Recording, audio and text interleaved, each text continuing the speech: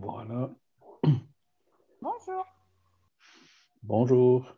Bonjour. Et donc, on va élever nos pensées vers les bons esprits, Dieu notre Père, bons esprits qui sont toujours là pour nous aider, pour les remercier de cette occasion que nous avons aujourd'hui d'étudier un nouvel aspect de ces lois de la nature qui gouvernent surtout le monde spirituel et les échanges entre le monde spirituel et le monde corporel, que nous puissions bien les comprendre, les mettre en pratique sur nous-mêmes, donner l'exemple autour de nous, et ainsi chacun apporter notre petite pierre à l'édifice de la transition de notre planète d'un monde d'expiation et d'épreuve vers un monde de régénération. Et nous demandons aussi que les échanges et les études et les lectures de ce matin puissent être utiles aux esprits qui pourraient se trouver parmi nous, en appelant sur eux la miséricorde de Dieu. Ainsi soit-il. Alors, bonjour à tous. Nous attaquons donc aujourd'hui un nouveau module, après avoir terminé le module antérieur qui parlait des fluides et du Père-Esprit. Donc, pour mémoire, on est toujours dans le tome complémentaire, c'est le troisième tome. Et donc, on va parler du phénomène de l'intercommunication médiumnique. Alors, ça va être très soft, vous inquiétez pas, il n'y aura pas de séance pratique, bon, c'est quelque chose qui est inclus dans ce cours, dans ce module, mais on est en train de travailler. Il va bientôt y avoir un cours sur la médiumnité qui sera séparé. Et donc, il reprendra, entre autres, cette petite introduction que nous avons ici. Et donc, vous voyez qu'aujourd'hui, on va voir le phénomène médiumnique à travers le temps. Donc, on pourra constater que comme tout ce qui est naturel, ça existe depuis que la nature existe, et donc depuis très longtemps. Et donc que le spiritisme n'a pas apporté quelque chose de nouveau pour le phénomène proprement dit. Le spiritisme a surtout apporté une étude rationnelle de comment la médiumnité fonctionne, quelles sont les conditions, etc. Qui sont les esprits, à qui a-t-on affaire, comment on fait pour les reconnaître, etc. Voilà.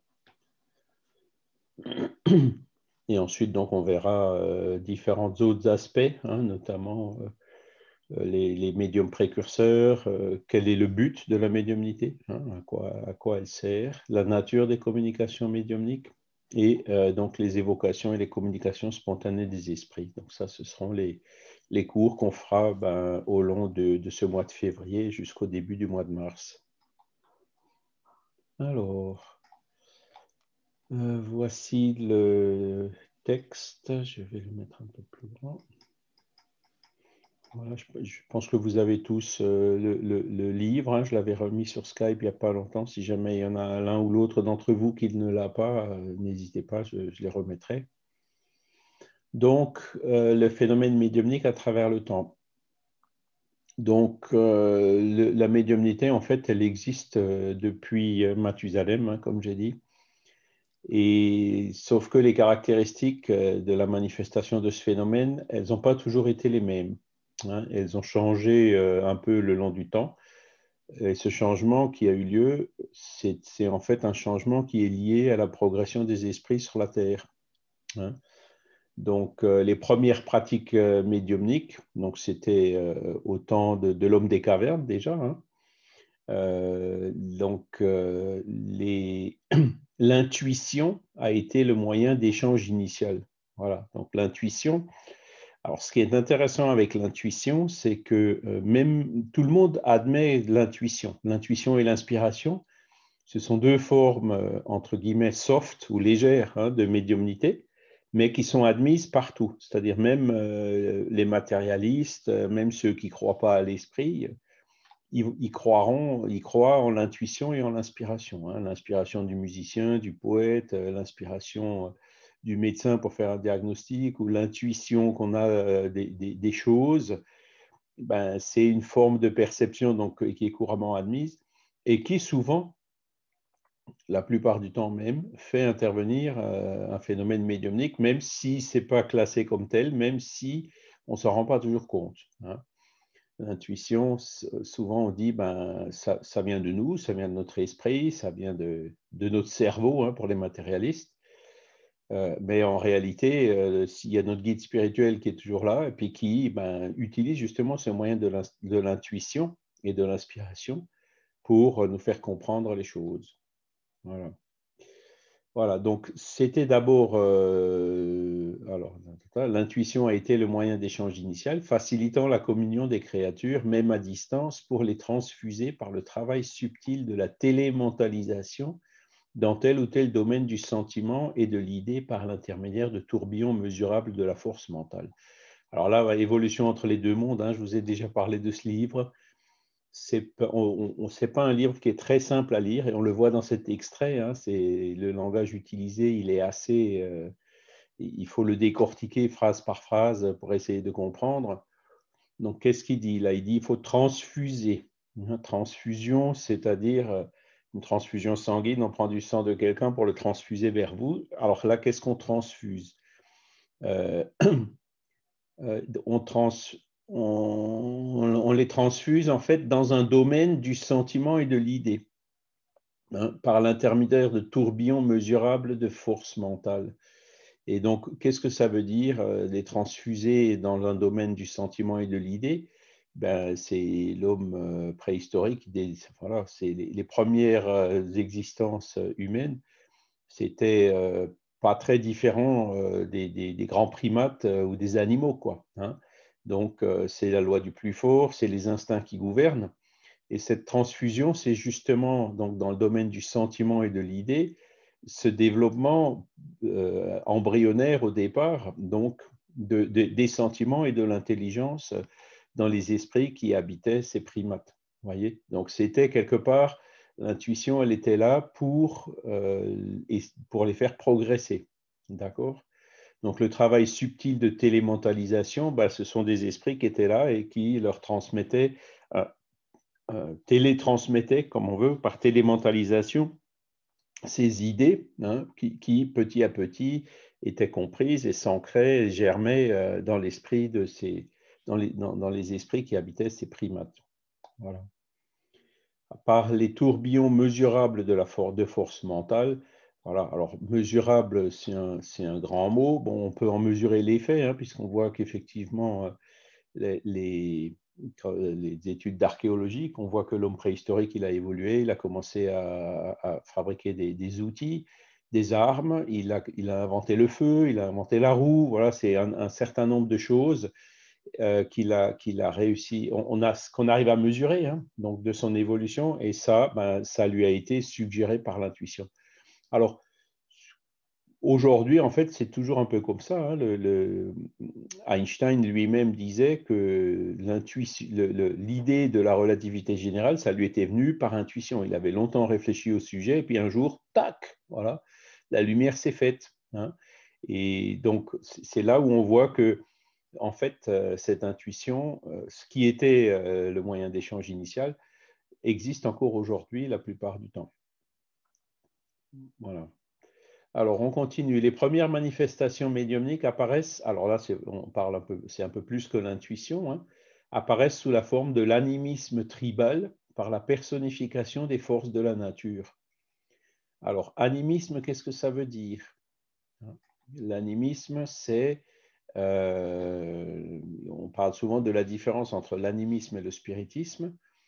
Animisme, c'est ce qui vient de notre propre âme, hein, et le spiritisme, c'est donc ce qui vient d'une âme qui n'est pas la nôtre, d'une âme tierce, si vous voulez. Hein. Et donc, personnification des forces de la nature, donc c'était, comme on l'avait déjà vu dans un cours précédent, le polythéisme. Hein. Il y avait le dieu de la nature, il y avait le dieu de l'eau, le dieu du feu, le dieu de... Enfin, voilà. Dès qu'il y avait un phénomène naturel qui n'était pas compris, on l'attribuait à une divinité. Hein. C'était la manière de considérer les choses. Plus tard, l'expérience et l'imagination de l'être humain s'associent. hein, donnant naissance à la mythologie populaire. La mythologie la plus connue, c'est la mythologie grecque, hein, ou romaine, avec Zeus, avec toute cette collection de dieux et de déesses, chacun ayant sa particularité, sa fonction, en ayant une certaine hiérarchie entre eux, certains qui avaient même des, comment dire, des intentions contradictoires. Enfin, c'est toute cette mythologie donc, que nous avons héritée de ces temps-là au niveau du polythéisme, hein. Donc, on voit très bien que c'était une évolution de cet animisme tribal, hein, vers cette mythologie. Et ensuite, donc, il y avait la première expression religieuse anthropomorphique de l'humanité apparaît, c'était le culte des ancêtres. Anthropomorphe, qu'est-ce que ça veut dire? Anthropo, ça veut dire homme, hein, ou humain, et puis morphe, forme. Donc, anthropomorphe, ça veut dire forme humaine. Par exemple, quand on dit quand on parle du Dieu, des conceptions du Dieu anthropomorphe, c'est on fait Dieu à l'image de l'homme, hein. C'est le bonhomme qui est sur son nuage, là, comme on peut le voir sur la chapelle Sixtine, hein. Donc, aujourd'hui, on sait que c'est pas comme ça, hein. Dieu n'est pas on peut pas mettre Dieu à l'image de l'homme puisqu'il est bien au-delà de tout ça. Et donc, il y avait le culte des ancêtres, il y avait des cérémonies pour enterrer les morts, il y avait, alors, il y avait un culte, ce n'était pas vraiment des prières, mais il y avait un culte aux ancêtres. On demandait même aux ancêtres, le chef de tribu qui était mort, on lui demandait même après sa mort des conseils pour les intérêts de la tribu. Et donc, vous voyez, là, on se rapproche beaucoup plus de cette médiumnité. Quelque part, ils évoquaient l'esprit de cet ancêtre, hein, pour lui demander des conseils sur ce qu'il fallait faire aujourd'hui, donc même après son décès. Donc là, on se rapproche beaucoup plus de la médiumnité telle qu'on la conçoit aujourd'hui. Voilà. Et puis donc, il y avait, comment est-ce qu'on voit tout ça? Il y avait les totems, on trouve plein de vestiges archéologiques qui, qui parlent de ce qui est décrit ici, hein, l'animisme tribal, le totémisme, qui représentait chaque fois et puis même chez les Égyptiens, on en trouve beaucoup aussi, hein, les dieux avec des formes d'animaux, etc. Chacun ayant, encore une fois, sa différente fonction. Donc, c'était là aussi les premières formes de médiumnisme. Ensuite, après ces deux formes qu'on vient de voir, il y avait le médiumnisme oraculaire et le médiumnisme biblique. Alors, le médiumnisme oraculaire, qu'est-ce que c'était?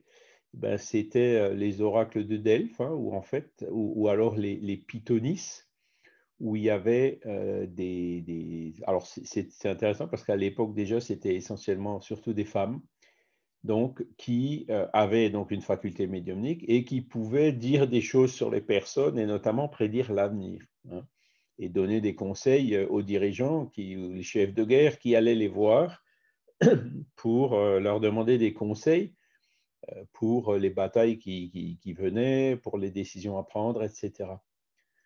Donc ça, c'est le médiumnisme oraculaire, c'est un petit peu la médiumnité voyante d'aujourd'hui, hein, sauf que même si encore aujourd'hui, on entend souvent parler de certains dirigeants qui, sans le dire ou en faisant tout ce qu'ils peuvent pour pas que ça se voit, euh, euh, vont consulter des médiums avant de prendre des décisions, hein, ça existe encore, hein. Voilà, encore une fois, c'est des choses qui viennent de loin. Donc là, on peut citer le cas de Moïse, hein. Moïse, il en parlait aussi de la médiumnité. Donc on touche un peu à la médiumnité biblique, puisque il y a la fameuse prohibition mosaïque. Je ne sais pas si vous le connaissez. Moïse qui disait vous n'interrogerez pas les esprits, vous ne ferez pas de prévisions, etc. Et pourquoi est-ce que Moïse il avait dit ça? Eh ben, d'ailleurs, cet argument de la prohibition mosaïque, si jamais il y a un témoin de Jéhovah qui vient frapper à la porte chez vous pour faire son prosélytisme, que vous lui dites que vous êtes spirit, hein, il a un petit livre qui dit spirit, qu'est-ce qu'il faut leur répondre? Hop, il faut leur répondre avec la prohibition mosaïque. Vous savez, le spiritisme, c'est pas bien parce que regardez, Moïse l'avait interdit, etc. Mais en fait, ce que Moïse avait interdit à l'époque, c'était les abus de la médiumnité. Donc, les gens qui étaient médiums, qui en profitaient pour, comment dire, qui profitaient de l'incrédulité des gens pour leur gagner de l'argent sur leur dos. C'est ça que Moïse, il interdisait, hein, puisque ensuite, donc on parle du médiumnisme biblique, donc la Bible, elle est pleine de phénomènes médiumniques, hein. Vous avez les prophètes, vous avez cet épisode de Moïse, les tables de la loi sur le mont Sinaï, ben, c'était un phénomène médiumnique. Quand on va sur le Nouveau Testament, on en trouve encore beaucoup plus, hein. Jésus qui prend un bâton et qui trace des lettres dans le sable, hein, quand ils l'ont mis devant le dilemme de la femme adultère, ben pareil, c'était des premières formes de psychographie, si vous voulez. Les esprits ont aidé Jésus pour qu'il puisse donner la bonne réponse qui est, comme vous le connaissez, que lui qui n'a jamais péché jette la première pierre. Voilà. Donc, est-ce que Moïse, il avait d'ailleurs interdit? C'était interdit donc il y a 3500 ans. Et aujourd'hui, c'est plus interdit, hein, puisqu'il y a toujours encore des gens qui sont médiums ou qui se prétendent médiums, hein, et qui exploitent la crédulité des personnes pour leur soutirer de l'argent. Donc ça, clairement, le spiritisme dénonce ces abus de la médiumnité, dénonce la médiumnité vénale en général, hein, et dénonce le fait de créer des dépendances comme ça, que les gens qui vont aller voir un médium en payant, évidemment, pour un oui ou pour un non. Donc, évidemment, le médium vénal a tout intérêt à ce que cette dépendance s'installe, hein, parce que ben, plus les personnes viennent, plus ils gagnent de l'argent. Donc, vous voyez, c'est vraiment des choses malsaines qui avaient été interdites par Moïse, et puis qu'aujourd'hui, évidemment, avec la liberté qui va croissante, on ne peut pas l'interdire, mais en tout cas, nous, en tant que spirit, on dénonce ces abus. Voilà. Comme on le verra dans une des prochaines leçons, la médiumnité, ça ne sert pas à gagner de l'argent. Les esprits qui sont là, eux, n'ont pas besoin d'argent, hein. L'argent, c'est totalement inutile dans le monde des esprits. Et le médium qui est attiré uniquement par les gains financiers, ben, Kardec, il écrivait, ça répugne à la raison de penser que les bons esprits vont lui servir d'aide pour qu'il puisse gagner de l'argent en abusant de la crédulité des autres, hein. Donc, ce qui se passe en général dans ces cas-là, si vraiment la motivation c'est l'argent, ben, les bons esprits, ils s'en vont. Et puis, évidemment, quand la place est vide, qu'est-ce qui se passe? C'est les mauvais esprits qui viennent et puis qui vont vous raconter n'importe quoi. Alors, n'importe quoi, ça veut dire ils peuvent souvent raconter des choses vraies, hein, parce qu'un mauvais esprit, il arrive à lire dans vos pensées, il arrive à savoir des choses sur vous, il peut vous suivre avant que vous allez chez le médium pour prendre des informations sur vous. Et puis ensuite, ben, il va utiliser le médium pour, comment dire, vous impressionner, pour dire, punaise, c'est vrai ce qu'il a dit, etc. Voilà. Donc ça, c'est quand le médium, il est vraiment médium, parce qu'il y en a, c'est juste avec un peu de psychologie, ils posent 2-3 questions, ils ne sont pas médiums du tout, et puis ils arrivent à vous baratiner, hein.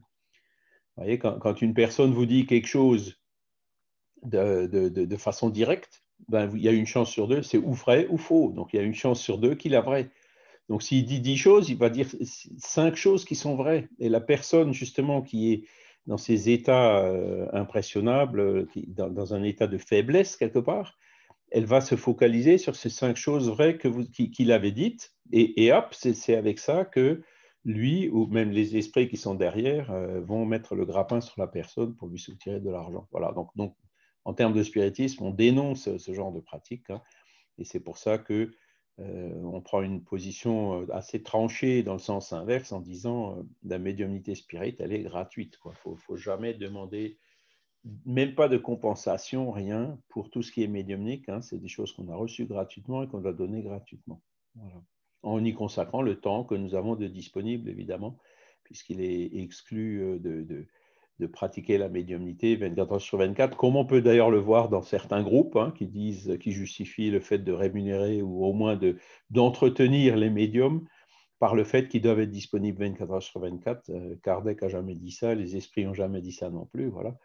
Chico Xavier, il n'a jamais fait ça non plus. Hein. Il passait sa journée à travailler normalement. Et puis la médiumnité, c'était quand il voulait, le soir, quand il avait le temps, ou quand il souhaitait y consacrer le temps. Voilà.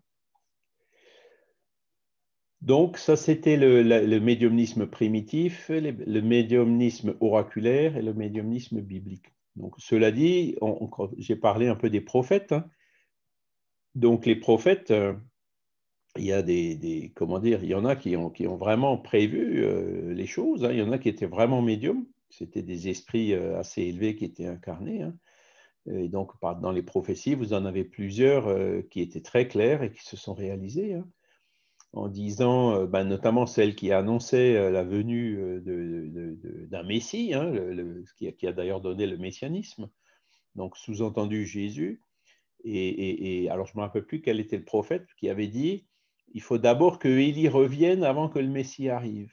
Hein. Et c'est un passage qu'on trouve dans les évangiles où il y a des personnes qui interrogeaient Jésus en lui disant, mais pourquoi est-ce qu'ils ont dit qu'il fallait d'abord que Jésus revienne avant que Élie revienne avant que toi, comme Messie, ne vienne. Hein, quelque part, il questionnait le fait que Jésus était vraiment le Messie à cette époque. Et Jésus, il avait répondu, si, Élie, il est bien revenu, mais ils ne l'ont pas reconnu et donc ils l'ont tué. Hein, et donc, il sous-entendait que Élie s'était en fait réincarné en Jean-Baptiste, hein, qui était là, et donc avec l'épisode du baptême de Jésus en disant, il faut que je m'efface pour te laisser la place, etc. Donc, ça, c'est vraiment un épisode qu'on voit dans la Bible et qui avait été clairement prévu dans des écrits antérieurs. Hein, et donc, quelque chose qui s'est réalisé sous cette forme-là. Donc, vous voyez, au niveau des prophètes, là, il y a eu comment dire, les prophètes ont dit beaucoup de vérités, été inspirés donc par des bons esprits qui leur ont fait comprendre tout ce qui était prévu et tout ce qui allait se passer. Alors, je vois que Ève n'a pas le son, j'espère qu'elle arrivera à le corriger. Voilà. Après, donc, il continue en disant, cependant, le phénomène médiumnique n'atteint son apogée qu'avec la philosophie spirite. Herculano Pires, donc l'esprit et son temps. Herculano Pires, c'est un chercheur brésilien, donc c'était vraiment Emmanuel le qualifiait, donc Chico Xavier, hein, le qualifiait de le maître qui a le mieux mesuré la philosophie que Kardec nous a laissée. Donc c'est quelqu'un qui avait vraiment une connaissance en profondeur de la philosophie spirite et qui a écrit des livres assez remarquables. Pour l'instant, je pense qu'il n'y en a aucun qui a été traduit en français, mais bon, si vous lisez le portugais, ça vaut le coup de lire ces livres. Ils sont vraiment très, très bien. Les analyses qu'il fait, donc autour de la philosophie spirite, sont vraiment très, très profondes. Voilà. Ensuite, alors, les annales de toutes les nations constatent que depuis les époques les plus reculées de l'histoire, l'évocation des esprits était pratiquée par certains hommes qui en avaient fait une spécialité. Donc ça, c'est Gabriel Delanne qui nous dit ça dans son livre Le phénomène spirit. Alors celui-là, bien sûr, il est en français, vous pouvez le trouver sur l'encyclopédie spirit si vous le désirez. Voilà. Et donc la médiumnité, elle existe depuis Mathusalem, hein, c'est ce que je vous disais au départ. Voilà. Et pour terminer, donc l'expansion du phénomène médiumnique chez les principaux peuples de toutes les époques de l'humanité est manifeste. Hein. Il y en a de plus en plus. Depuis l'Inde antique jusqu'au temps actuel, le phénomène médiumnique s'intensifie et se popularise, ce qui a permis au XIXe siècle la venue de la doctrine spirit ou de la philosophie spirit codifiée par Allan Kardec. Alors, je ne vais pas trop m'avancer sur le cours de la semaine prochaine, hein, qui sera les médiums précurseurs, mais des médiums célèbres en France, par exemple, il y a Jeanne d'Arc, hein, qui entendait des voix. Qu'est-ce que c'était d'entendre les voix? C'était tout simplement médium auditif. Elle avait cette faculté, les esprits ils étaient là et lui donnaient les conseils sur le champ de bataille. Attention, on va plutôt par là parce qu'ils sont de l'autre côté, etc. Qui fait que donc cette jeune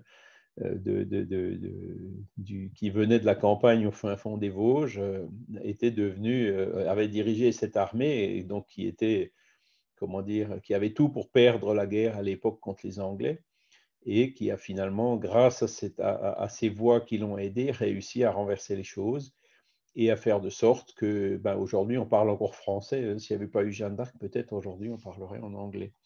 Voilà. Donc c'est un exemple de médiumnité.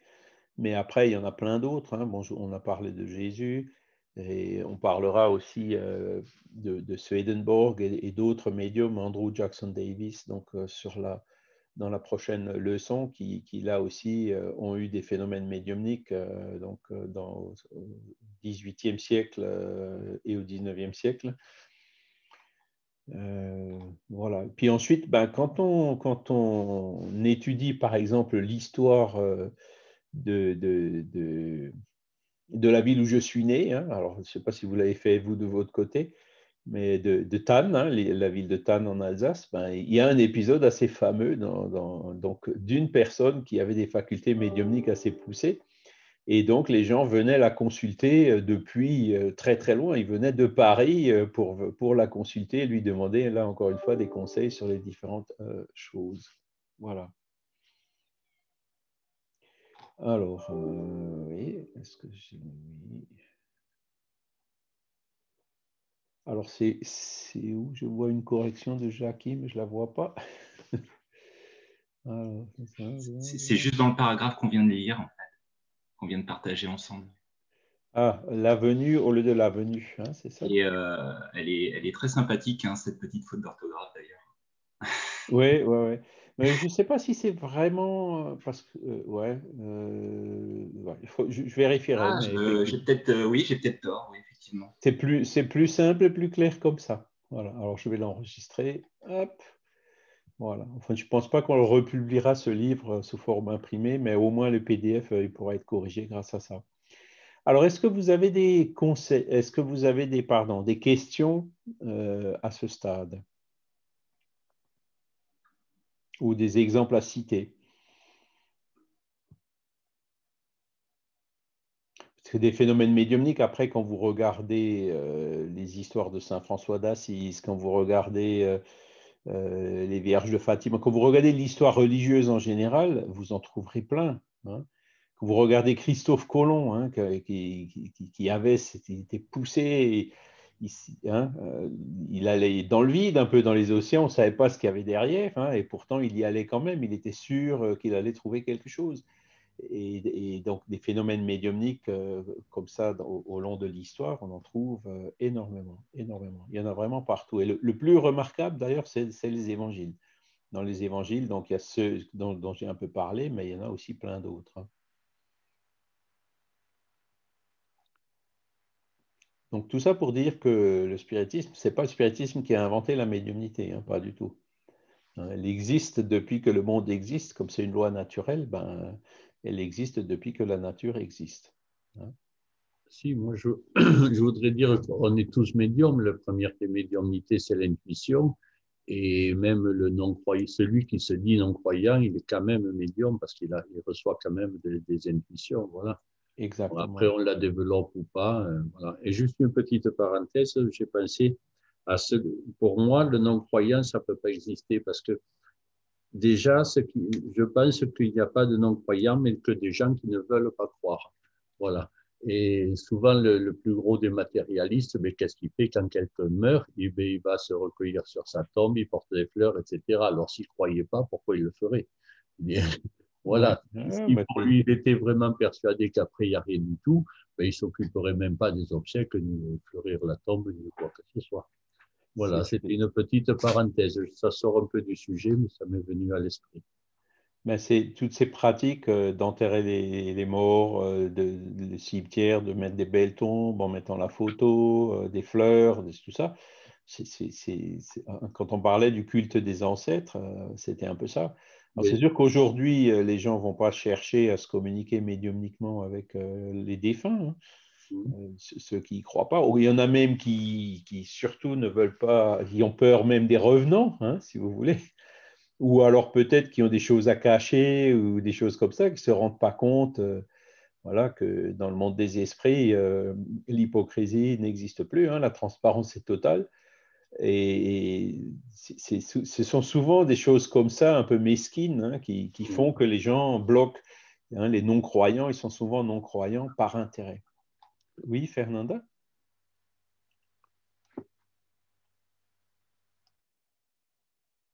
Alors, ton micro, il est Oh, coupé. Voilà. oui, je voulais uniquement rajouter, c'est vrai ce qu'a dit notre collègue, je suis d'accord aussi.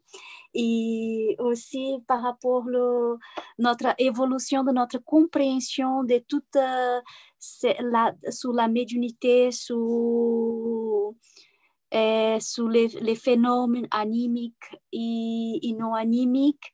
Par exemple, l'époque des oracles, et comme tu disais que ça a évolué, aujourd'hui on dit voyante, mais c'est la même pratique. Oui, oui, oui. Et les oracles, à l'époque des oracles de Delphes, Socrates, elle est mort parce que la compréhension et l'interprétation de ce qu'a dit l'oracle de Delphes, qu'on disait que Socrates était l'homme, cette époque-là, le plus, je ne sais pas si c'est dit le mot savant, parce qu'il reconnaissait qu'il ne savait pas tout. Il s'était ramené à la cour et tout. Il avait fait des recherches et tout, mais c'était il s'est mis en exécution, il était exécuté. Oui, oui, il a dû boire la ciguë. Hein? Oui, à cause de l'interprétation de ce que disaient ces esprits. Même l'époque de Jésus, de tout, et on évolue. Aujourd'hui, on a une autre compréhension. Aujourd'hui, ce que disait par exemple l'oracle de Delphes par Socrates, on comprend que c'est vraiment que nous, on peut être bon dans une chose, mais pour le moment, on ne sait pas tout. Et qu'on a beaucoup de choses à apprendre. C'est vrai. Alors après, il y a Morissette qui nous envoie aussi. C'est vrai, non, mais c'est vrai ce que tu dis. Hein, donc, au niveau de Socrate et Platon, il faisait partie vraiment de personnes qui étaient inspirées, hein, et parce que voilà, il y a beaucoup de choses qui sont sorties de leur tête. C'était évidemment des esprits avancés, tout comme Jésus, mais ils ont aussi été aidés par les esprits qui étaient là, hein, tout comme Kardec. Il avait des capacités lui-même, mais bon, les esprits sont quand même venus lui tenir le crayon, entre guillemets, hein, pas faire le boulot à sa place, mais lui donner les éléments pour que lui, il les mette en ordre et puis il nous laisse les livres qu'il nous a laissés. Hein. Et Morissette, donc, elle nous cite d'autres exemples, hein, qui sont les exemples du Padre Pio et puis du curé d'Ars. Hein. Donc, ce sont d'autres. Donc, je vous dis, quand vous étudiez la religion, il y en a plein. Alors, récemment aussi, quand on regarde les émissions sur France 2 qui parlent des religions le dimanche matin. Alors, c'est sûr, c'est en ce moment, donc on ne peut plus les regarder. Mais à l'époque où je les regardais, j'aimais bien écouter les islamistes, hein, parce que les islamistes, enfin, pas évidemment, qui sont ceux qui, comment dire, ont une pratique pure de cette foi, hein, et pas, je ne parle pas ici des intégristes, donc ceux qu'ils avaient interrogés ici. Une fois, il y avait une émission où il parlait des songes. Hein. J'ai eu un songe, j'ai songé. Et donc, c'est arrivé, il parle de ça au sujet de Mahomet lui-même, hein, qui lui aussi a reçu une bonne partie du Coran par inspiration médiumnique. Et donc, quand ils décrivent qu'est-ce que c'est que les songes, qui se produisent encore aujourd'hui et qui sont d'ailleurs même pratiqués chez les soufis ou certaines branches de l'islamisme, eh ben, en écoutant ça, on y reconnaît, on y voit la médiumnité. Et ils ont aussi eu ça donc depuis très longtemps. Hein. Donc, enfin, voilà, depuis le début de l'islamisme, l'histoire de cette religion est jonchée aussi de phénomènes médiumniques. Voilà. Alors, André-Louis, qu'est-ce qu'il nous dit? Alors, c'est de nouveau une phrase qui a l'air un peu compliquée. En articulant autour d'elle les radiations des synergies fonctionnelles des agrégations cellulaires du champ physique ou du champ psychosomatique, l'âme incarnée ou désincarnée est enveloppée dans sa propre aura ou tunique de force électromagnétique, dans les tissus de laquelle circulent des irradiations qui lui sont propres. Alors, on parle de l'aura. L'aura, encore une fois, c'est le rayonnement du Père Esprit. Hein, ce n'est pas le Père Esprit lui-même. Et les photos d'aura, par exemple, le phénomène Kirlian, hein, avec l'effet Corona qui est induit justement par quelque chose, et ce quelque chose, les formes et puis les couleurs dépendent de ce qu'on est en train de penser au moment où la photo elle est tirée. Donc, montre là qu'il y aurait, hein, une relation entre ce champ donc, qui rayonne autour du Père Esprit, autour de nous. Donc le Père Esprit, il parle là incarné et désincarné, parce que les esprits désincarnés, ils ont un Père Esprit. Nous, esprits incarnés, on a aussi un Père Esprit. Donc les deux, il y a une aura. Vous avez les expérienceurs de NDE qui disent ils voient les esprits lumineux avec une lumière très forte, mais qui éblouit pas. Vous voyez, donc ce sont des manières de décrire ces choses-là. Hein. Voilà. Et donc, dans laquelle circulent les irradiations qui lui sont propres, hein, donc, qui caractérisent l'esprit. Hein. Et donc, ce sont soit comment dire, il y en a qui décrivent ça, ils les voient avec une radiation blanche, les autres, les esprits moins élevés, ils les voient plutôt avec des radiations sombres ou noires. Voilà.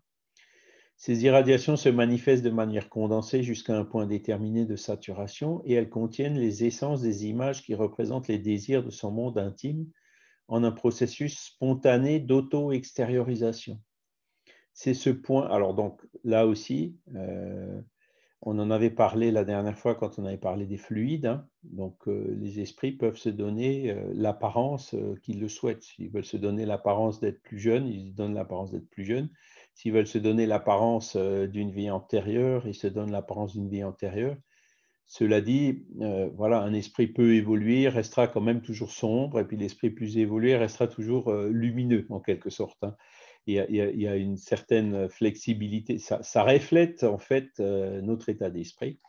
Voyez, et donc, on peut changer la forme, mais après, il y a certaines propriétés qu'on ne peut pas changer si on ne change pas notre état d'esprit. Voilà. Donc, elles contiennent des essences et des images qui représentent les désirs de son monde intime. Voilà, donc ce sont nos pensées, en fait, qui viennent se refléter dans cette densité plus ou moins élevée, dans ces couleurs plus ou moins lumineuses.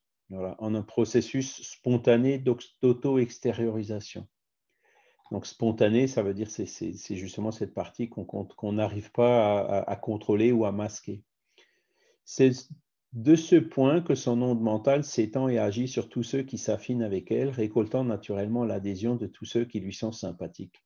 Et donc là, il parle de comment la médiumnité se produit. Hein.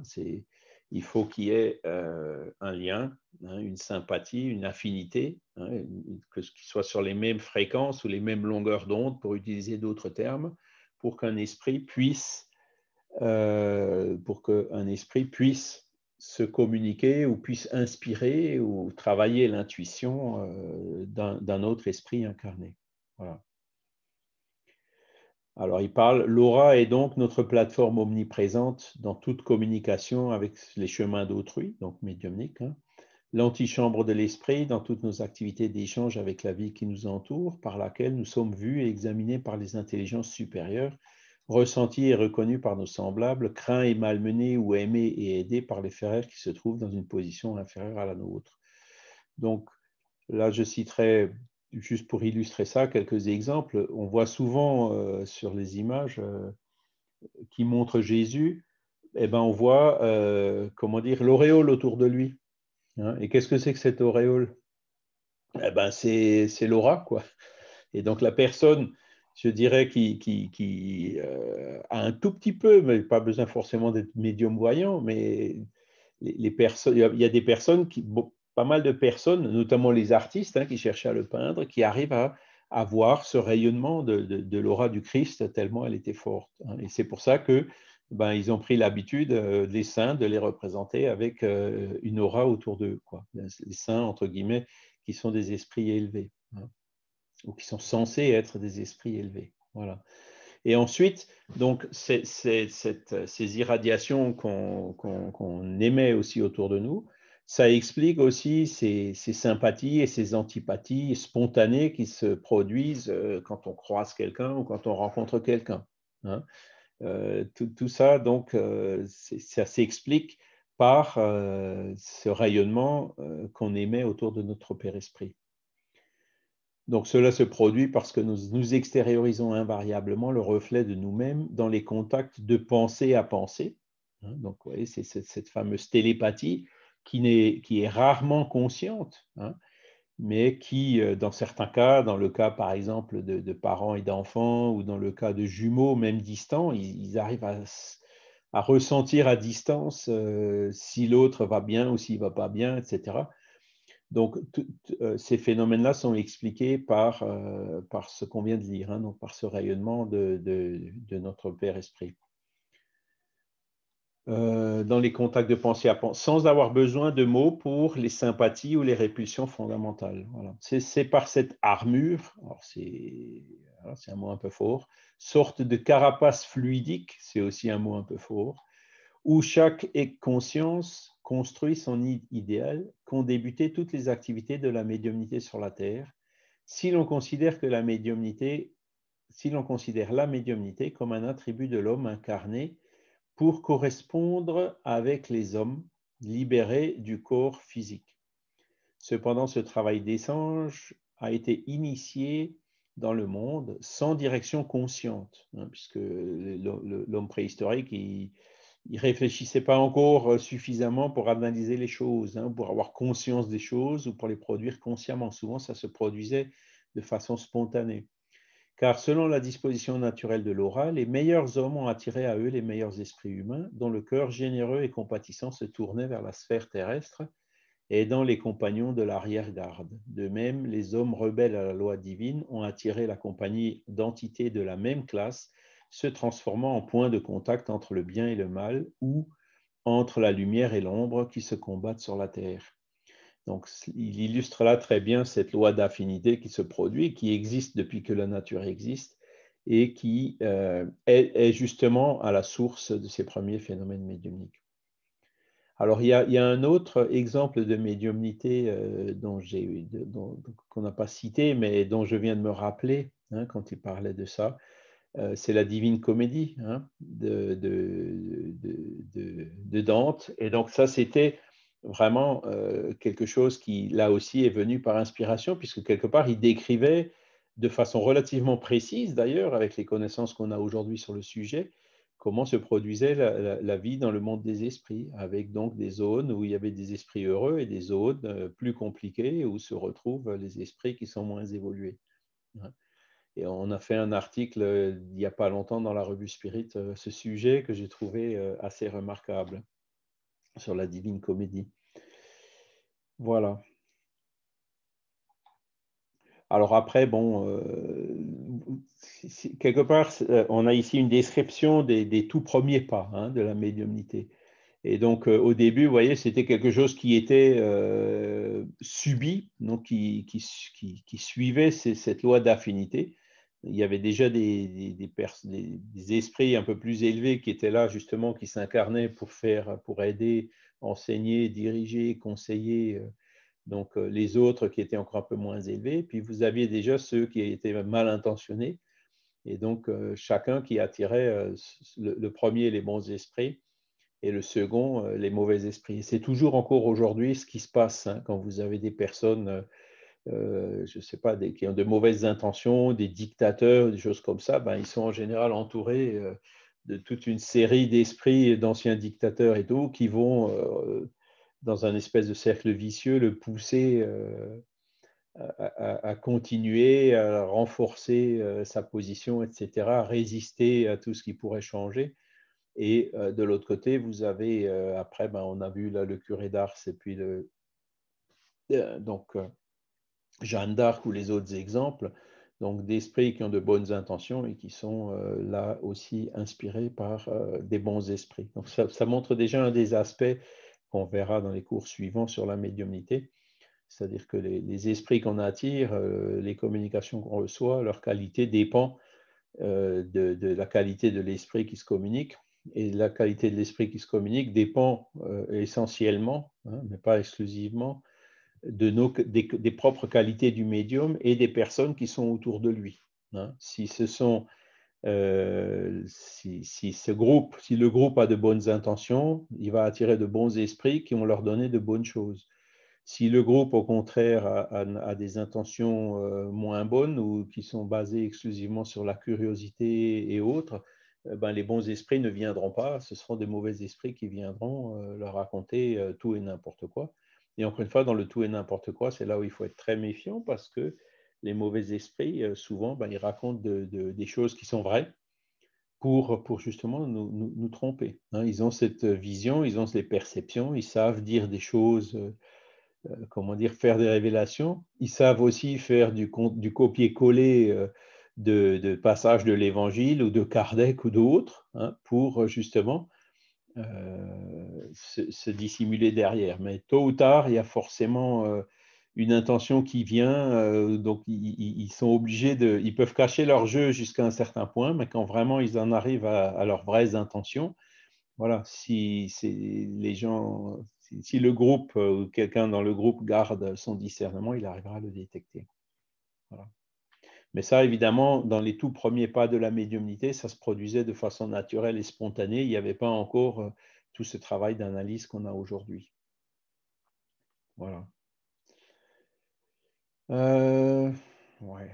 Bon, je pense qu'on va pas. Je vais vous laisser lire. Vous pourrez voir les détails, le fétichisme, hein, les totems. On a parlé un peu de tout ça, donc ça, on le voit dans la préhistoire, même l'histoire, enfin, l'histoire ancienne, hein, qui est postérieure à la préhistoire. Donc, avec toutes ces pratiques, hein, les sorciers, hein, qu'on appelait, hein, les chefs de tribus, etc., eh ben, c'était des formes de médiumnité. Voilà. Mais donc après, il y a eu la mythologie, hein, donc ça on l'a aussi vu, les dieux de l'Olympe, grecs, etc., tous les dieux égyptiens. Vous voyez qu'il y a aussi plusieurs dieux hindous. On voit que dans plusieurs civilisations assez distantes et qui avaient relativement peu de contact les unes avec les autres, on retrouve un peu les mêmes choses. Hein. Et donc, ce qu'ils appelaient les divinités, hein, les dieux avec un D minuscule, ben, ils prenaient les esprits pour des dieux. Hein, voilà. Les muses ou les déesses, hein, n'étaient autres que la personnification allégorique des esprits protecteurs, des sciences et des arts, comme ils désignaient sous le nom de l'art et de Pénate les esprits protecteurs de la famille. Hein, vous voyez comment on arrive à refaire le lien entre ce vocabulaire qu'ils utilisaient à l'époque et le vocabulaire qu'on utilise aujourd'hui pour décrire le monde des esprits. Alors là, vous voyez, on parle de médiumnisme, hein, on ne parle pas de médiumnité, parce que la médiumnité, c'est un mot qui a été introduit donc plus récemment. Il n'a pas été inventé par Kardec, mais comment dire, c'est lui qui l'a le mieux caractérisé, le mieux décrit, le mieux observé, hein, dans son fameux livre qui est le livre des médiums. Et le médiumnisme, c'est justement cette médiumnité spontanée, naturelle, pas toujours contrôlée, qu'on pouvait voir donc, tout au long de l'histoire. Alors que la médiumnité aujourd'hui s'utilise plutôt quand le médium en fait contrôle ou cherche intentionnellement dans un groupe, hein, essentiellement, à se mettre en contact avec les esprits. Voilà. Alors, là, on nous parle de vision historique représentative de l'expansion du phénomène médiumnique chez les principaux peuples. Voilà, alors là, vous avez donc des résumés historiques qui montrent comment la médiumnité et les traces qu'on trouve justement de médiumnité dans tous ces peuples. Donc, les Védas, hein, donc, les Védas parlent clairement de l'existence des esprits. Donc, vous avez un extrait des Védas. Hein. Les esprits des ancêtres à l'état invisible accompagnent certains brahmes, qui étaient les prêtres, hein, des Védas, invités pour les cérémonies en commémoration des morts. Sous une forme aérienne, ils les suivent et prennent place à côté d'eux lorsqu'ils s'asseyent. Donc, vous voyez, pour les Védas, les esprits existaient, ils étaient là, c'était déjà relativement précis. Hein. Et donc, de temps immémorial, les prêtres initiés au mystère, hein, façonnent des individus nommés fakirs à l'évocation des esprits et à l'obtention des phénomènes les plus remarquables du magnétisme. Aujourd'hui, depuis des temps immémoriaux, on se livre en Chine à l'évocation des esprits des ancêtres. Le missionnaire Huc rapporte un grand nombre d'expériences qui ont pour but de faire communiquer les vivants et les morts. Hein, voyez, donc on a vu les hindous, là maintenant on voit les Chinois. Hein. Après, il y a bien sûr les Égyptiens et les Hébreux, hein, on en a déjà parlé un petit peu. Hein, les prêtres de l'ancienne Égypte, hein, qui là aussi, alors c'était surnaturel, mystérieux, c'était enveloppé, donc c'est ce que Léon Denis l'a décrit aussi dans le premier chapitre, la première partie de son livre Après la mort, hein, quand il montre que c'était des enseignements qui étaient réservés à des initiés. Hein, il ne diffusait pas ces choses-là au peuple. Il n'y avait pas, comme le spiritisme, hein, les livres des esprits, des médiums et tout ça, que n'importe qui peut acheter, qui sont ouverts et que tout le monde peut aller étudier. On ne diffusait pas les connaissances au peuple parce qu'à l'époque, ils considéraient que le peuple n'était pas apte à les comprendre. Donc ce temps-là, aujourd'hui, est révolu. Alors il y a toujours des gens qui liront les livres de Kardec, par exemple, et qui ne les comprendront pas. Mais il n'y a plus de motif aujourd'hui d'avoir ces principes initiatiques comme il y a eu tout au long de l'histoire. Voilà. Alors, les Hébreux, Moïse, hein, qui était lui le décalogue clairement sur le mont Sinaï, il l'a reçu par médiumnité. Hein. Il y a sa fameuse prohibition, hein, que parmi vous, personne n'use de sortilèges et d'enchantements ou n'interroge l'œil mort pour apprendre la vérité. Donc, c'est la fameuse prohibition mosaïque qui cherchait justement à condamner les abus de la médiumnité qui existaient déjà à l'époque. Hein. Parce que d'un côté, alors vous savez que Moïse, il y a deux parties hein, dans l'Ancien Testament. Vous avez le décalogue, qui est la partie révélée, divine, et donc qui est toujours encore valable aujourd'hui. Hein. Vous ne tuerez point, vous ne volerez point, etc. Et quand vous regardez le droit actuel, le respect de la vie d'autrui, le respect de la propriété, ce sont des principes qui donc datent d'il y a 3500 ans, mais qui sont toujours là. Hein. Et donc, il y a aussi le code pénal de Moïse, hein, qui est souvent en contradiction avec le décalogue, hein, du genre, faut lapider les femmes adultères, arracher les yeux, couper les mains des voleurs, etc. Donc, vous voyez, il y avait d'un côté la partie révélée, et de l'autre côté le code pénal du peuple primitif des Hébreux, où il fallait des lois fortes justement pour maintenir la discipline et pour que comment dire, ce peuple puisse se développer. Et donc, il y avait cette prohibition mosaïque qui était justement dans cette deuxième partie. Et donc, malgré ça, hein, on voit beaucoup de phénomènes. Hein. Là, il parle de Saoul, hein, qui était allé consulter la Pythonisse d'Andorre et par son intermédiaire communiquer avec l'ombre de Samuel. Voilà. Et donc, c'était interdit, justement, il en interdisait les abus, mais la pratique, en fait, elle continuait. Voilà. Ensuite, il y a la Kabbale. Hein, donc, c'est une des doctrines secrètes qui s'est développée justement sur l'Ancien Testament, hein, donc chez les Juifs, qui existe d'ailleurs toujours encore aujourd'hui. Hein. Et donc, avec les précautions, on jurait, hein, ils n'avaient pas le droit d'en parler sous peine. S'ils en parlaient sans autorisation, ils étaient condamnés à mort. Hein, ça allait loin. Là, vraiment, la loi du secret, elle était très, très forte. Voilà. Donc, vous avez un extrait du Talmud qui explique ça. Voilà. Et donc, il parlait c'était un secret, mais c'était clairement l'évocation des morts dont il parlait. Voilà. Le prophétisme en Israël, hein, donc les événements marquants de l'histoire, voilà. La présence de Jéhovah qui s'est révélée à Moïse, etc. Donc les anciens qui ont prophétisé, il y a les apôtres de Jésus hein, qui avaient reçu aussi l'Esprit Saint à la Pentecôte. L'Esprit Saint, qu'est-ce que c'était? C'était les esprits guides justement qui étaient là sous la coordination de Jésus pour assister les apôtres dans la mission qu'ils allaient développer. Quoi. Hein. Et ce fameux phénomène de la Pentecôte, là aussi, c'est un phénomène médiumnique. Et puis d'ailleurs, quand on lit l'évangile de Jean, il est clairement dit, ne croyez pas à tout esprit, mais vérifiez avant si les esprits viennent de Dieu. Donc clairement, ça sous-entend que la communication avec les esprits se pratiquait et puis justement qu'il encourageait au discernement qui était nécessaire pour séparer pour les enseignements des bons esprits par rapport à ceux qui étaient moins bons. Voilà. Voilà. Les disciples de Socrate mentionnent avec admiration et respect leur ami invisible qui les accompagnait constamment. Donc ça, c'est Fernanda qui nous a parlé un peu de Socrate. Donc vous voyez là aussi la confirmation que à cette époque-là, ils étaient bien conscients qu'ils avaient un guide spirituel et qui était là pour les inspirer, quoi. Voilà.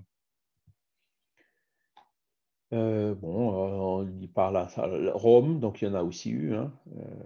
Il cite le cas de Tertullien, hein, qui décrivait là aussi le phénomène médiumnique. Hein. S'il est donné, dit-il, à des magiciens de faire apparaître des fantômes, d'évoquer les âmes des morts, de pouvoir forcer la bouche des enfants à rendre des oracles, si ces charlatans contrefont un grand nombre de miracles, s'ils envoient des songes, s'ils ont à leurs ordres des esprits messagers, des démons par la vertu desquels les chèvres et les tables qui prophétisent sont un fait vulgaire, avec quel redoublement de zèle ces esprits puissants ne s'efforcent-ils pas de faire pour leur propre compte ce qu'ils font pour le service d'autrui.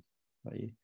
Donc, c'était vraiment à cette époque-là devenu, ça faisait partie de la vie. Et quoi, les gens, ils n'étaient pas matérialistes comme aujourd'hui, en utilisant leur raison pour bloquer ce genre de phénomène, justement par le scepticisme.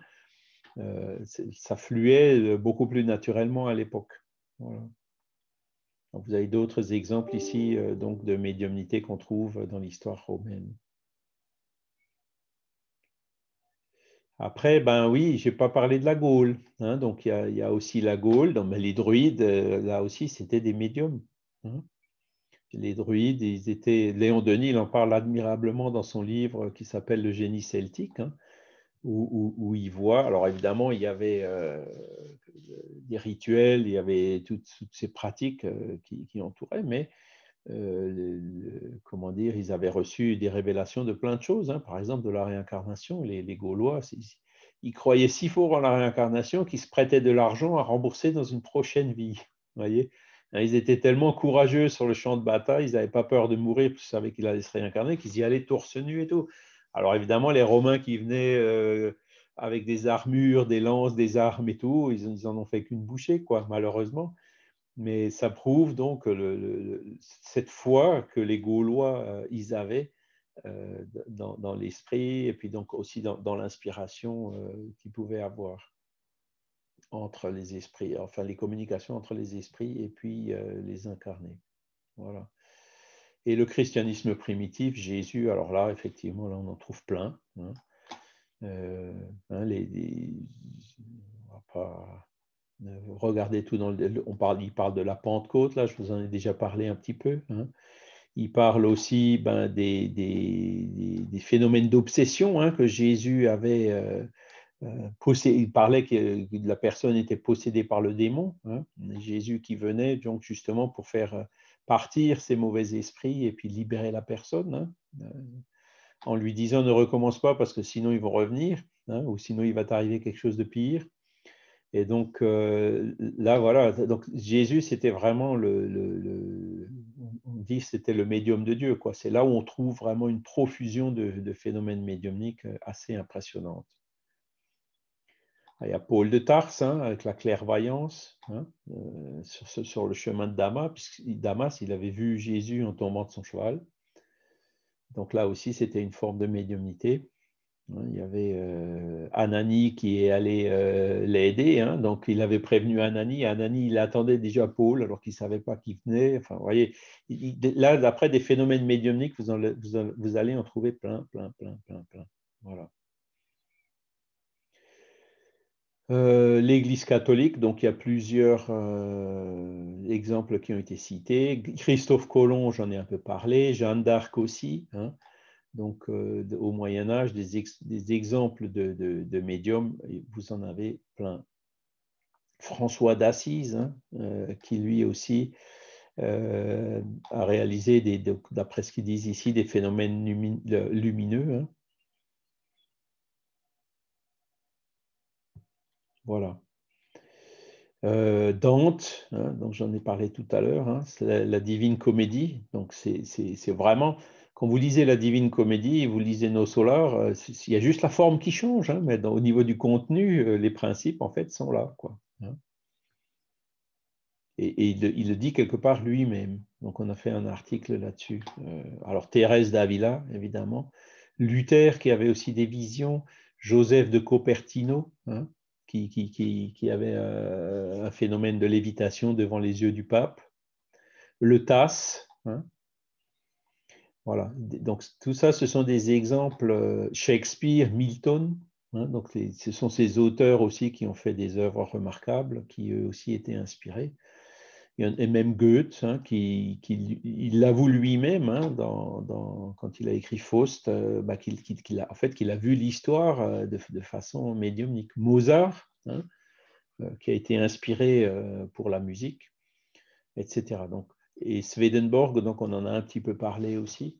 Donc vous voyez que les exemples se multiplient. Et puis tout ça, enfin la plupart, sauf bien sûr pas le curé d'Ars, mais même le curé d'Ars, hein, c'était avant Kardec, hein, avant que la médiumnité ne soit étudiée de façon rationnelle et décrite dans les livres. Voilà.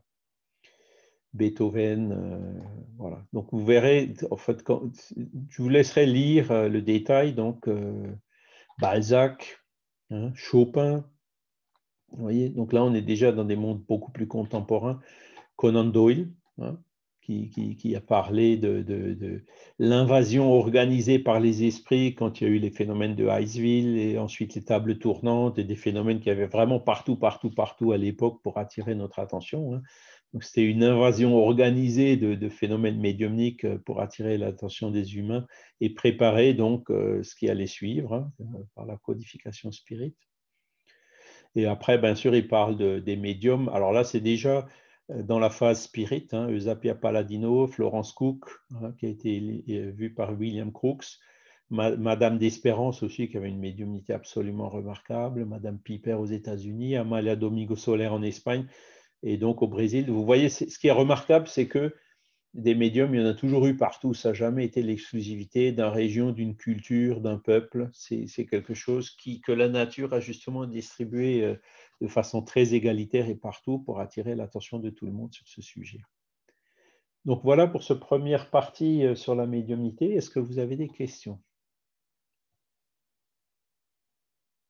ou des remarques ou des commentaires à faire? Oui, Charles. Oui, Fernando? Oui, j'ai juste une remarque à faire par rapport à ce que vous avez expliqué sur l'aura. Oui. Cet rayonnement, c'est exactement ce que vous avez dit. On dirait une sorte de blandage fluidique, quelque chose dans ce sens-là. C'est le rayonnement du Père-Esprit.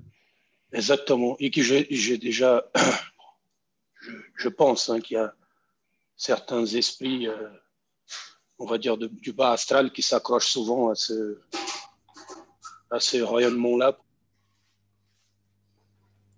Alors, ce rayonnement, en fait, encore une fois, il dépend de notre état mental, de ce qu'on pense, de ce qu'on a dans la tête. Hein. Si on a de bonnes pensées,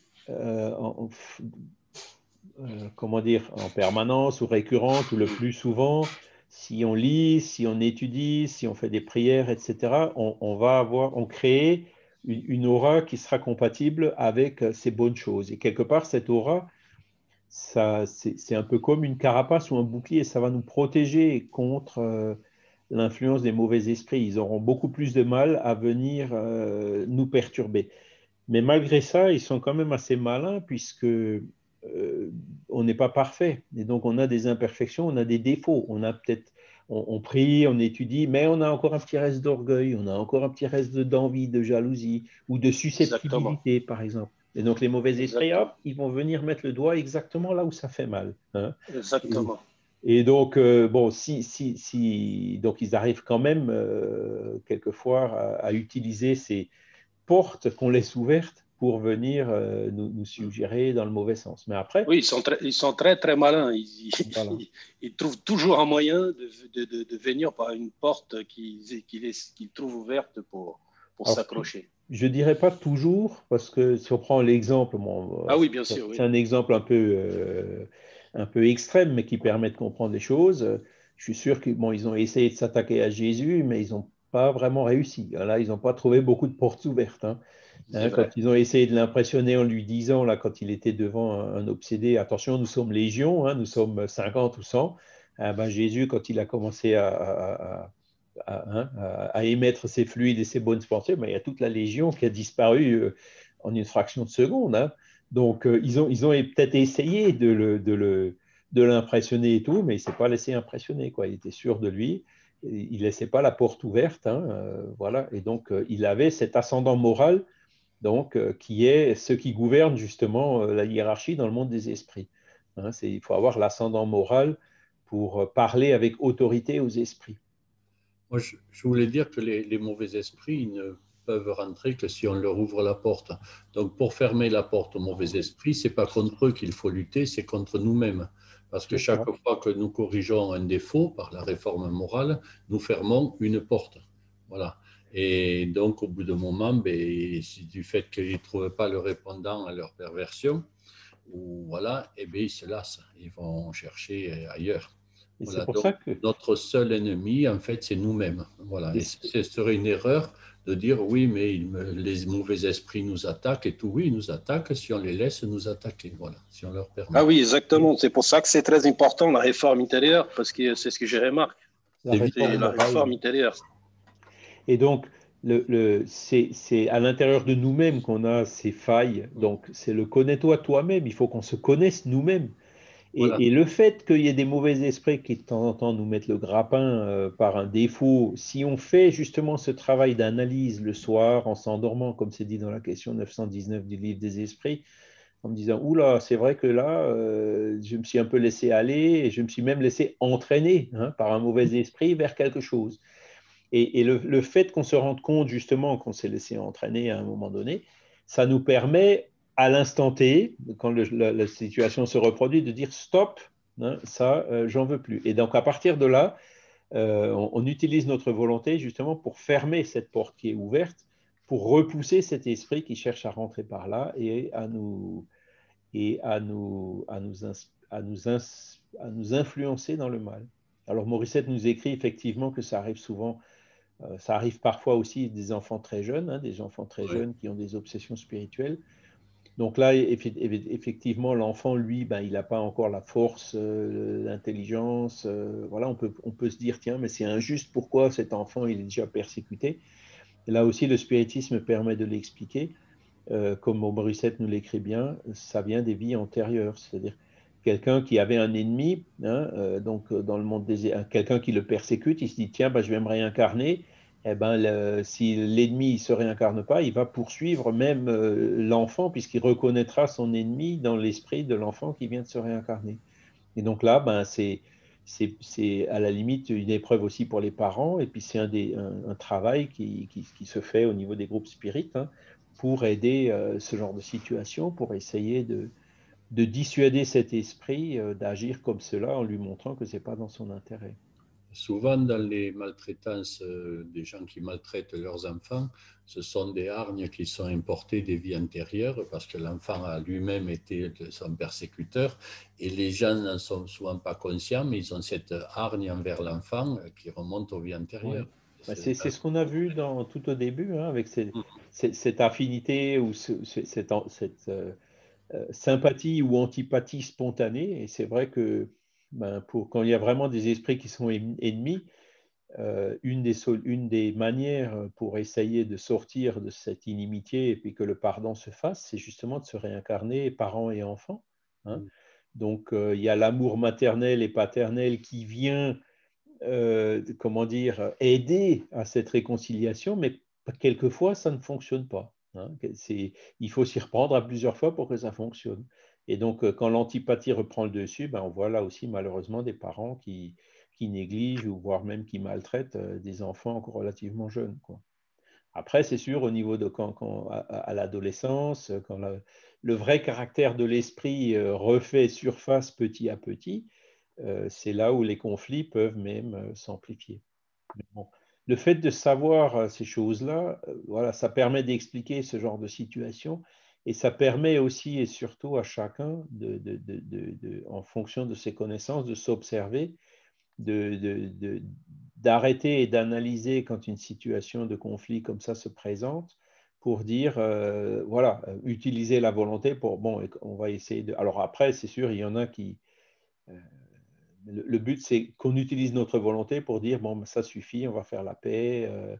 D'accord, on n'a pas d'affinité, mais on va quand même faire tout ce qu'il faut pour l'enfant, pour qu'il puisse grandir, pour qu'il puisse étudier, etc., etc., etc. C'est un peu le sens de aimer ses ennemis, hein. C'est essayer de rendre le bien pour le mal et de faire de sorte que, voilà, que le pardon s'installe et puis d'arrêter de traîner ces boulets de haine et qui sont en fait, qui nous rendent malades. Hein. Les sentiments de haine, de jalousie, la violence et tout, ce sont des choses qui jouent sur notre adrénaline, qui peuvent nous faire avoir une crise cardiaque. Voilà, donc il faut s'en débarrasser de ces choses-là et dire, bon, après, aimer ses ennemis, ça ne veut pas dire, comment dire, avoir pour eux la même affinité qu'on a envers les amis et les personnes avec lesquelles on s'entend très bien. Mais c'est tout simplement ne pas leur vouloir du mal et puis même essayer de prier pour elles, pour qu'elles s'améliorent. Et si elles s'améliorent, ben, elles cesseront d'être nos ennemis. Donc c'est tout à fait dans notre intérêt d'avancer dans ce sens.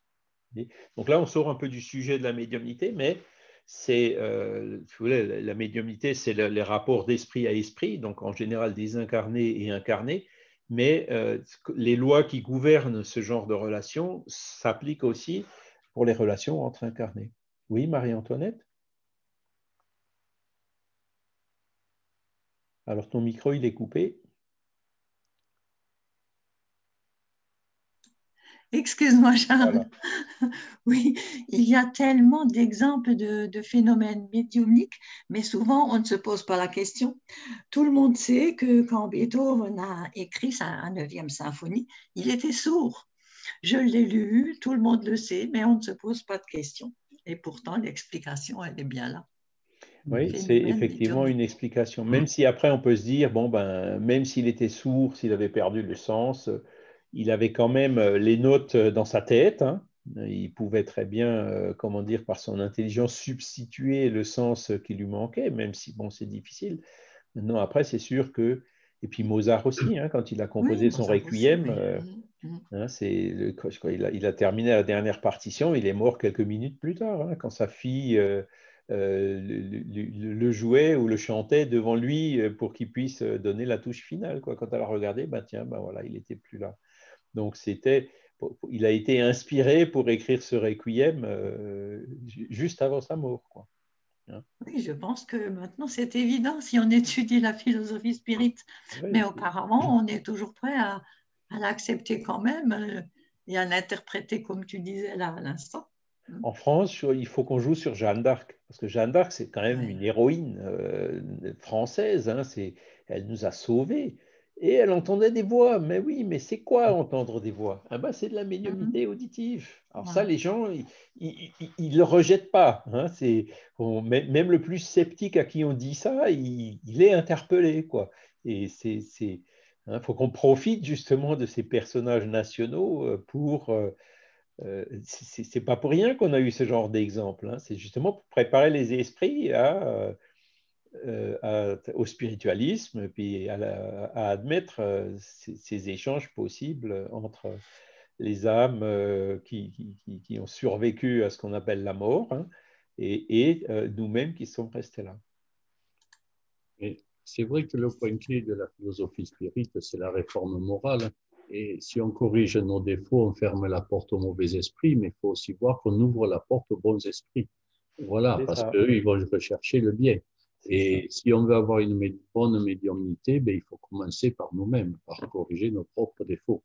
Voilà. Et donc, encore une fois, notre seul ennemi, c'est nous-mêmes. Il n'y en a pas d'autre. Ce n'est pas un discours comme on a entendu pendant des siècles et des millénaires en disant si tu fais ce qui est écrit là et ce que te dit le prêtre, si tu veux aller au ciel, sinon tu vas en enfer, hein, avec des menaces et puis la peur. Là, on voit le phénomène, hein, ces phénomènes d'affinité. On les explique, voilà comment ça fonctionne. Vous avez des bons esprits, vous en avez des mauvais. Vous allez attirer les uns si vous êtes en syntonie avec eux, si vous attirez les autres, les bons, si vous êtes là aussi, si vous travaillez, vous cherchez à évoluer. Donc après, qu'est-ce que vous voulez? C'est chacun qui prend sa décision. Ah oui. Hein, c'est vraiment le discours autonome. Hein, on explique comment ça fonctionne et c'est à chacun de se prendre en main. La réforme morale, c'est pas quelque chose qui s'achète, c'est pas quelque chose qui se délègue, c'est quelque chose qui incombe à chacun de nous. Personne ne peut pardonner à la place d'un autre. Hein, je me répète un peu, mais et ça, c'est des choses, une fois qu'on les a compris, après on se dit, mais bon, tu veux quoi? Tu veux être heureux ou tu veux continuer à traîner dans la boue? Ben, c'est à chacun de choisir ce qu'il veut. Voilà. Et encore une fois, là, c'est quelque chose qui est purement autonome. Ce n'est pas une obligation, ce n'est pas une menace. Hein. C'est tout simplement parce qu'on comprend voilà, que notre intérêt, notre évolution passe par la recherche de ces affinités avec les lois de la nature et donc de travailler à développer notre intelligence, notre moralité. C'est l'autonomie contre l'hétéronomie. Cette hétéronomie qui passe encore dans beaucoup de pays, dans beaucoup de cultures, mais qui chez nous, en France ou même en Europe, dans les pays anglo-saxons, passe mal. Hein. C'était comme si on disait, ben, on va faire revenir les jésuites, l'éducation à la trique, apprendre par cœur avec les punitions derrière et tous ces abus, les inquisitions et des machins. Qui c'est qui veut qu'on revienne à ça? Personne. Donc, il ne faut surtout pas donner le moindre impression de dire qu'on essaye de revenir à quelque chose comme ça. Hein, la morale spirit, c'est une morale autonome. C'est basé sur la volonté et la liberté de chacun. C'est ça qui tranche de façon nette, hein, franche, avec toutes ces idées du passé pour lesquelles il y a eu beaucoup de morts, les révolutions, on a lutté pendant des années, des décennies, des siècles pour s'en défaire, et c'est sûr, on ne veut pas que ça revienne. Voilà. Alors, ce n'est pas pour critiquer les églises, hein, pas du tout, hein, parce que mon grand-père, lui, il était à l'église, c'était vraiment, je souhaite à tout le monde d'avoir un grand-père comme lui, hein, c'était vraiment un homme fantastique et tout. Voilà, il y en a qui trouvent leur chemin, qui trouvent leur voie, qui arrivent à évoluer par ce principe-là. Par contre, il y en a d'autres qui posent des questions, qui cherchent à comprendre, hein, qui veulent exercer justement leur autonomie, et ces personnes-là, il faut leur en donner les moyens. Et c'est ça le but du spiritisme. Ce n'est pas d'aller faire concurrence aux églises. Les gens qui ont une foi et à qui cette foi suffit, il ne faut surtout pas les perturber. Voilà. Les églises ne sont pas nos ennemis. Exact. Alors bon, je crois qu'on a un peu dépassé les horaires. En tout cas, je vous remercie beaucoup pour votre présence. Voilà. Et puis donc, la semaine prochaine, on verra la suite. Donc, les médiums précurseurs. Donc là, on étudiera peut-être un peu plus en détail les Swedenborg, Andrew Jackson Davis et tout ça, pour voir combien ont été remarquables les phénomènes qui les ont concernés. Alors, on va aussi remercier justement les bons esprits pour rester en syntonie avec eux, comme on vient de l'expliquer, hein, pour leur aide, pour leur assistance, pour cette occasion qu'on a eue de regarder ces questions, de voir toutes les conditions qui influent sur ces phénomènes, et puis donc pour pouvoir trouver là-dedans, dans ces enseignements, les ressources qui nous sont utiles pour notre progrès, pour notre évolution vers le bonheur. Voilà. Merci à tous. Excellent dimanche, excellente semaine. Merci. Et à bientôt. Merci, Charles. Au revoir. Merci, Charles. Ken. Au revoir. Merci, au revoir. Bon dimanche. Bon dimanche. Merci à tous et bon week-end. Merci, Fernanda. Fernanda. Merci à vous. Merci. Charles, Bon dimanche. j'aimerais parler avec toi après que tu coupes l'enregistrement. Oui, alors justement. Oui.